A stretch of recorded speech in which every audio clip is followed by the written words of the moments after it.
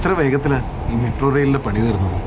ആദ്യം നമ്മൾ ഈ ശ്രീധരൻ സാറിനോട് നന്ദി പറയാം. അയ്യോ, അദ്ദേഹത്തിന്റെ ഇവിടെ പൊന്നാനിയിലല്ലേ, ഈ ട്രെയിൻ ആ വഴി പോവില്ല. ഇപ്പൊ പറയണ്ട, അത് പിന്നെ ഞാൻ കാണുമ്പോ പറഞ്ഞോളാം. ഞാൻ വിചാരിച്ചിപ്പ പറയാം. സത്യത്തിൽ നമ്മുടെ ജീവിതം തന്നെ ഒരു മെട്രോ ട്രെയിൻ പോലെയല്ലേ? ആണോ? പിന്നെ എവിടുന്നോ പുറപ്പെടുന്നു, ഏതൊക്കെയോ സ്ഥലത്ത് നിർത്തുന്നു, ആരൊക്കെയോ കയറുന്നു. അയ്യോ, അങ്ങനെ എവിടുന്നോ അല്ല, ആലുവെന്നാ പുറപ്പെടുന്നത്. പിന്നെ തോന്നിയെടുത്തൊന്നും നിർത്തില്ല. ആലുവ കഴിഞ്ഞ പിന്നെ കമ്പനിപ്പടി, കളമശ്ശേരി, എടപ്പള്ളി, കലൂർ, അങ്ങനെ അങ്ങനെ.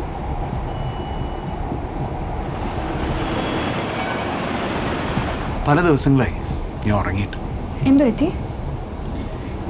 ഞാൻ ധാരാളം പുസ്തകങ്ങൾ വായിക്കുന്ന കൂട്ടത്തില് എനിക്കിഷ്ടപ്പെട്ട നോവല കാട്ടാക്കട തങ്കപ്പൻ്റെ ചാക്കിലാപ്പെട്ട് പൂച്ച. അത് വായിക്കാൻ വേണ്ടി എടുക്കും, ഒരു പേജ് വായിക്കും, അടച്ചു വയ്ക്കും. അതെന്താ? അതാ ഞാൻ പറഞ്ഞു വരുന്നത്. സലോമിക്ക് അറിയോ, ഞാൻ ഒരുപാട് കവിതകൾ എഴുതിയിട്ടുണ്ട്. ഇപ്പോൾ പുലർച്ചെ 3 മണിവരെ പേപ്പറും പേനയായി വെറുതെ കുത്തിയിരിക്കും. ഒരു വരി കവിത പോലും വരില്ല. എന്നാ പിന്നെ ചെറുകഥ ഒന്ന് ട്രൈ ആയിരുന്നില്ലേ? സലോമിക്ക് എൻ്റെ പ്രശ്നം മനസ്സിലാകുന്നില്ല. എന്താ പ്രശ്നം? പ്രശ്നം എന്താന്ന് വെച്ചാൽ എൻ്റെ മനസ്സെൻ്റെ കൺട്രോളിലല്ല. വളച്ചൊടിക്കാതെ കാര്യം പറയാം. സലോമി എൻ്റെ പ്രശ്നം. സലോമിയോടുള്ള സ്നേഹം എനിക്ക് അടക്കി നിർത്താൻ പറ്റുന്നില്ല. കണ്ണുള്ളപ്പോൾ അതിൻ്റെ വില അറിയത്തില്ല. സലോമി പോവാന്ന് അറിഞ്ഞപ്പോൾ മുതൽ എനിക്കറിയില്ല, സലോമി ഇല്ലാതെ എനിക്കൊരു ജീവിതമില്ല.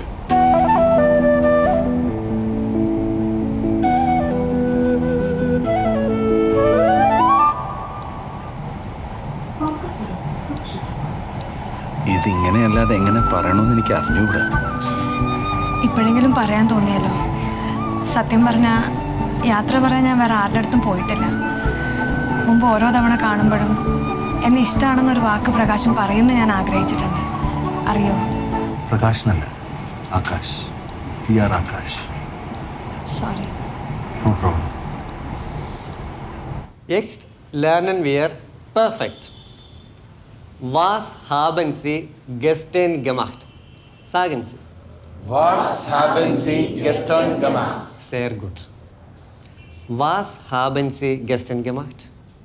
Ich habe ആ വാക്കെന്തായിരുന്നു പക്ഷേ? Deutsch Deutsch gelernt. gelernt. Danke.